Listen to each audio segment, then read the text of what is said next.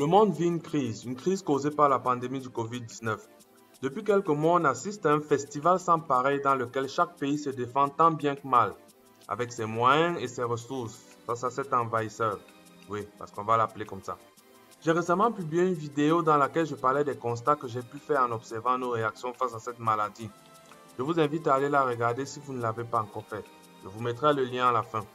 À présent, dans cette vidéo, je m'intéresse à certains points d'ombre qui demeurent dans mon esprit.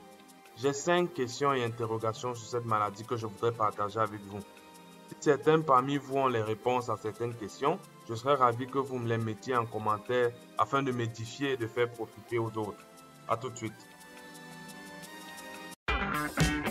Nos attitudes et décisions affectent incontestablement notre devenir. Dans cette chaîne, nous partageons à travers des exemples certaines leçons visant à améliorer notre compréhension de nous-mêmes et de la société. Cette thématique doit certainement t'intéresser. N'hésite donc pas à donner ton avis sur cette vidéo à travers tes commentaires car personne n'a le mot d'emploi de la vie. Tu peux aussi cliquer sur j'aime, t'abonner à la chaîne et activer la cloche de notification pour être parmi les premiers à découvrir chaque nouvelle vidéo qui sera publiée. On va commencer directement par ma première question. Question 1. Pourquoi les gens évitent de toucher les poignées de porte avec leurs mains et préfèrent utiliser leurs coudes pour essayer d'ouvrir des portes? Je pose la question parce que je pense que si on nous demande de laver les mains régulièrement, c'est parce qu'on a prévu que l'on touche des choses avec nos mains. Cependant, quand on évite de toucher avec les mains et qu'on préfère utiliser le coude, quand est-ce qu'on va laver nos coudes? En plus, dans les mesures barrières, on demande aussi de tousser dans le creux du coude. Ça veut dire en fait que si on est contaminé, utiliser son coude pour ouvrir une porte peut même permettre le dépôt des germes sur la porte en question. Je ne comprends donc pas pourquoi les gens évitent de toucher les choses avec les mains et utilisent plutôt leur coude. Question 2. Pourquoi cette nouvelle version de Corona est si virulente?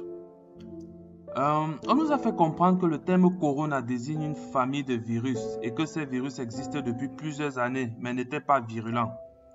On nous dit que le Covid-19 est en fait un nouveau-né de cette famille de virus qui est particulièrement virulent. Je me demande donc pourquoi seulement lui? Est-ce que c'est normal qu'il soit le premier si virulent de sa famille? Je veux dire, en termes scientifiques, bon, je ne me connais pas trop, mais je veux dire, est-ce normal que le génome de ce virus soit si différent du génome de ses propres frères au point où la conséquence sur sa virulence soit si élevée? Répondez-moi si vous savez, s'il vous plaît. Question 3. Pourquoi quand certains Africains affirmaient que des compositions à base de citron, gingembre et autres essences locales sont efficaces pour tuer le virus, certaines personnes se sont précipitées pour dire que non, ça ne l'est pas, sans vérifier? J'ai vu des communications officielles des organismes qui ont qualité à le faire affirmer que dans l'état actuel des choses, il n'existe encore aucun traitement contre cette maladie et que ceux qui prétendent le contraire ont tort. Moi, j'étais d'accord avec le début de cette déclaration, mais j'ai été surpris par la fin. Je me disais qu'en tant que scientifique, ils allaient sauter sur l'occasion et développer un protocole expérimental permettant de tester si la recette proposée fonctionne ou pas. Parce qu'on est en train de chercher et on explore toutes les pistes possibles. Mais non, ce n'est pas ce qu'ils ont fait, du moins pas à ma connaissance. Alors je m'interroge, comment des scientifiques peuvent conclure que la composition à base de citron, gingembre et autres ne traite pas la maladie sans avoir mené une quelconque expérience par eux-mêmes afin de valider ou invalider cette thèse? Pourquoi ce rejet qu'ils ont formulé ne s'appuie pas sur des résultats expérimentaux? Question 4. Pourquoi a-t-on sous-estimé cette pandémie? Au début, la pandémie est née en Chine. Il me semble qu'aucun pays ou presque ne s'était mis en état d'alerte. Pourtant, on connaît tous le degré de pénétration économique de la Chine dans les pays du monde. La Chine échange énormément de choses avec la majorité des pays sur cette planète. Pourquoi n'a-t-on pas prévu que les voyages et les déplacements allaient favoriser la propagation du virus? De plus, j'ai pu constater que chaque fois que le premier cas de contamination a été identifié, dans presque tous les pays, on a cherché plutôt à rassurer les gens. On ne voulait pas prendre la mesure de la situation et imposer les mesures rudes. Pire, dans certains endroits, on ne laissait même pas que certaines personnes prennent des mesures personnelles pour se protéger. À la limite, on les intimidait même et on se moquait d'eux. Je fais allusion en particulier au port du masque. Au début, on disait que le port du masque n'est pas nécessaire si on est sain. D'abord là, je m'indignais déjà parce que comment savoir si on est sain ou pas, vu que chez certains porteurs, la maladie est asymptomatique. J'ai vu des gens être moqués parce qu'ils portaient un masque. Mais curieusement, maintenant, on recommande à tout le monde de porter le masque. On oblige même. Moi, je ne comprends pas. Je peux comprendre que cette maladie soit nouvelle et qu'on cherche encore comment la gérer.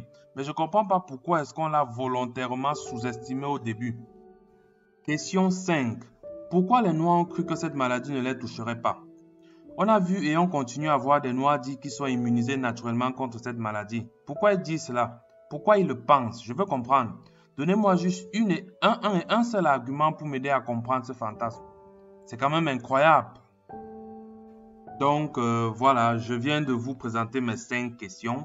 Si vous avez la réponse à l'une d'entre elles, mettez-la en commentaire pour que je puisse la lire. En conclusion, donc, commençons par avouer que cette maladie est réelle et fait des ravages. Avouons aussi que nous l'avons sous-estimée, même comme on n'y était pas préparé vu que c'est nouveau. Toutefois, l'évolution de la situation nous montre que cette dernière peut ne pas être fatale.